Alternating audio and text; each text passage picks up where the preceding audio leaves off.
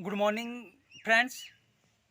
मैं प्रेम कुमार कपिल सर का बहुत बड़ा फ़ैन हूं और लोगों के चेहरों पे स्माइल लाने के लिए काम करता हूं, जैसा कि आप लोगों को पता है।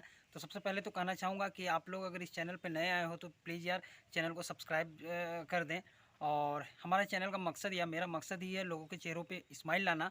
और आज सुबह सुबह का समय है, मुझे किसी एक दोस्त ने मैसेज करके बताया कि सिमडेगा ठाकुर टोली शिव मंदिर के पास में एक औरत माता जी रहती है और जिनका आशियाना जो है वो बारिश की वजह से ढह गया है और वो मानसिक रूप से थोड़ी सी मतलब डिस्टर्ब भी है।